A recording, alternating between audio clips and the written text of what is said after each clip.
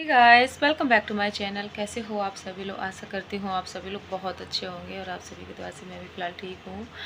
पर थोड़ा सा फेस अजीब सा लग रहा है, आंखों पे स्वेलिंग सी लग रही है, पता नहीं क्यों। अजीब गरीब होता ही रहता है। अब फ़िलहाल मैं इतने दिनों से वीडियो नहीं डाल पा रही थी क्योंकि मुझे आ रहा था फीवर, और वो भी सर्दी वाला।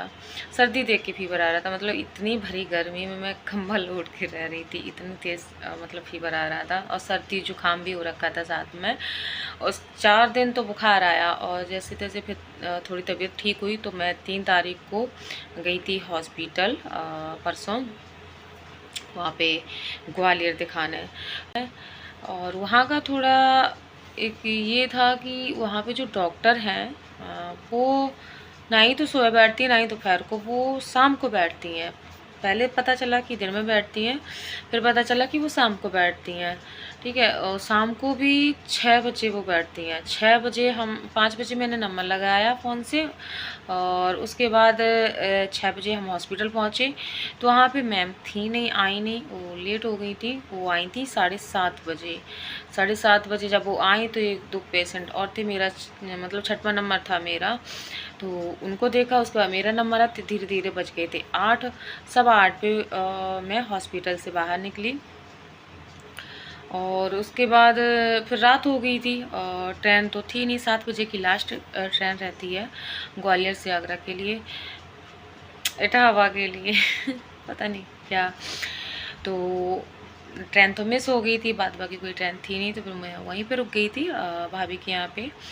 तो फिर पूरी रात वो वहाँ पे रुके, फिर सुबह 6 बजे हम वहाँ से निकल आए थे, क्योंकि सुबह 6 बजे की ट्रेन थी। उसके बाद फिर 12 बजे थी, 12 बजे वाली फिर बहुत लेट आती, इसलिए मैंने सोचा कि अभी मॉर्निंग में निकल चलते हैं तो ठीक रहेगा। तो भाभी ना बहुत ज़्यादा जिद कर रही थी, हम खाना बना देते हैं, ट्रेन में खा लेना। मैंने कि अरे नहीं, ट्रेन में नहीं खाया जाता, इतनी भीड़ होती है। मैंने कि नहीं, हम चाय पी लेंगे बस। तो उसके बाद हम लोग निकल आए थे। और फिलहाल अब आते हैं मेन टॉपिक पे। हम जब वहाँ पे गए, वहाँ पे डॉक्टर ने सारी रिपोर्ट्स देखी, तो उन्होंने ये कहा कि जो यूट्रस में जो सिस्ट है, वो बोले कि कोई बात नहीं है, ये तो ठीक हो जाएगी। उन्होंने भी यही कहा, ये ठीक हो जाएगी, आप इसकी टेंशन ना लो। पर जो आपकी गॉल ब्लैडर है उसका तो ऑपरेशन ही कराना पड़ेगा आपको, और वो हमारे यहाँ नहीं होता है। उन्होंने मना कर दिया, हमारे यहाँ नहीं होता है। हमारे यहाँ होता है तो वो मतलब बहुत बड़ा चीटा लगाते हैं, बोले। उन्होंने बताया कि बहुत बड़ा कट लगता है, उसके बाद होता है। आजकल दूरबीन वाला चल रहा है, तो आप वो वाला कराना। ऑपरेशन के नाम पे तो वैसे भी डर लगता है। तो उसके बाद फिर मैं उनसे साफ साफ बोली। तो फिर भी मैंने एक बार फिर से पूछा, मैम ऐसी नौबत तो नहीं आएगी कि शायद यूट्रस का भी ऑपरेशन कराना पड़े? बोले कि नहीं नहीं नहीं, ऐसा कुछ भी नहीं होगा, आप परेशान ना हो, थोड़ी सी बड़ी है पर ठीक हो जाएगी। उन्होंने ये बोला। मैंने कहा चलो ठीक है। एक चीज़ से तो मुझे थोड़ी सी शांति मिली, रिलैक्स फील हुआ कि हाँ चलो कुछ तो ठीक हो जाएगा। पर अभी टेस्ट नहीं हुए उन्होंने, क्योंकि मेरी तबीयत ठीक नहीं चल रही थी। तो मैम ने कहा, लेट भी हम बहुत ज़्यादा हो गए थे, तो मैम ने कहा कोई बात नहीं, अगली बार जब आना, 8 दिन की उन्होंने दवा दी है, बोली 8 दिन की ये दवा खा लो, उसके बाद आना, तब हम सारे टेस्ट करेंगे। तो क्या हुआ कि अब ये ना संडे को निकल रही थी। अरे नहीं, तो ये बोले कि हम संडे को निकल जाएंगे। मैंने कि फिर कौन जाएगा, कौन टेस्ट कराने जाएगा? और मेरा जो भाई है वो अभी मक्के की कटाई चल रही, तो वो मशीन लेके बाहर निकल जाएगा। अभी भी कटाई चल रही है। तो मैंने कि अब फिर एक चीज़ ये होती है ना कि कोई भी प्रॉब्लम हो, जितना हम इनसे शेयर कर सकते हैं हर किसी से नहीं कर पाते हैं। कोई भी हो, हम अपनी नहीं कह रहे, हर कोई ऐसे ही। फिर रहा मम्मी का सवाल, तो मम्मी तो वैसे भी, मम्मी के भी दर्द वगैरह रहता है, तो जाना फिर आना तो थकान तो हो ही जाती है। तो मैंने कहा रहने देते हैं। फिर एक ये बात भी है कि संडे के दिन उनका टाइमिंग चेंज है, मतलब संडे के दिन वो बैठती हैं 11 बजे से लेके 2 बजे तक। तो हम क्या करेंगे, संडे के दिन सोच रहे हैं निकल जाएं और दिखाएं और टेस्ट हो जाएंगे, क्योंकि टेस्ट अब होने हैं, सारे टेस्ट वो खुद करेंगी, उन्होंने ये बोला है। तो ये बोले थे हम चले जाएंगे। हमने आप चले जाओगे, हम भटकते फिरेंगे। हम कि अभी नहीं जाओ, सारे टेस्ट करा जाओ, और दवा जब वो दे देंगे उसके बाद ही जाना।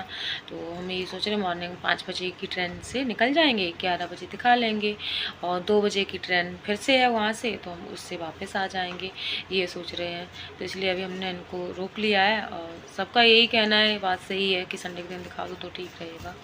और अदर दिन जाओगे तो टाइम उनका चेंज है, वही शाम के 6 बजे, तो उसमें टाइम थोड़ा ख़राब ज़्यादा होता है। तो देखते हैं अभी क्या है। अब इन्होंने मेडिसिन जो दी है यहाँ से, जो इटावा से मेडिसिन चली, उन्होंने सिर्फ यूट्रस की सिस्ट की मतलब मेडिसिन दी थी।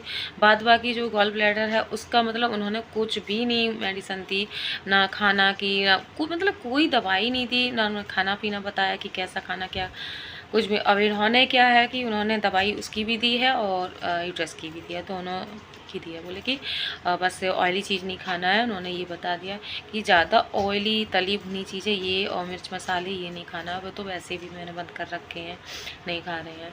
तो भी बस यही है कि अब देखते हैं, संडे को निकलेंगे, आज शुक्रवार है तो हम परसों निकलेंगे, तब देखते हैं टेस्ट में क्या निकलता है क्या नहीं। और वो बोल भी रही थी कि हो सकता है कि देखो ना भी हो गॉल ब्लैडर में गांठ जो है, पर अब हो ना होने का तो कोई चांस नहीं है, क्योंकि दर्द मेरे बहुत होता है, जब भी उठता है दर्द तो बहुत भयानक दर्द होता है। तो ऐसा तो नहीं, हम तो कहते भगवान ना ही हो, गायब हो जाए, कि ऑपरेशन से बच जाएंगे। ये थोड़ा सोच रहे हैं, भगवान से यही दुआ कर रहे हैं।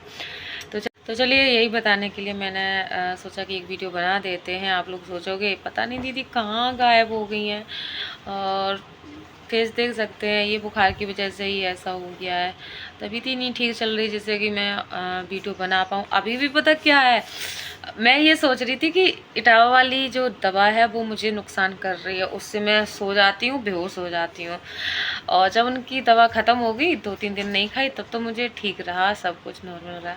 और जब से इनकी ग्वालियर से लेके 2 ही दिन हुए हैं, 2 ही दिन की दवा में बेहोश होके सो जाते हैं, पता ही नहीं रहता मैं कहाँ डली क्या कर। ये मुझे उठाते रहते हैं, कुछ कहेंगे बोलते ही नहीं है, डले रहते हो। इनकी भी दवा तो मैंने कि यार मुझे लगता है दवाइयों में कमी नहीं है, मेरी बॉडी में कमी है। हो सकता है जो दवाई है वो मेरी बॉडी है ना झेल नहीं पा रही है, वो कमज़ोरी हो या अंदर से कुछ दिक्कत होगी इस वजह से। नहीं तो यह दोनों जगह की दवाई ऐसी कर रही है कि मैं बेहोश होकर सो जाती हूँ, पता ही नहीं चलता है मुझे। तो चलिए फ़िलहाल अब मैं वीडियो को यहीं पे एंड करती हूँ। आशा करती हूँ वीडियो पसंद आया होगा। अगर पसंद आया तो प्लीज़ लाइक शेयर सब्सक्राइब जरूर कीजिएगा। तो मिलते हैं हम नेक्स्ट वीडियो में।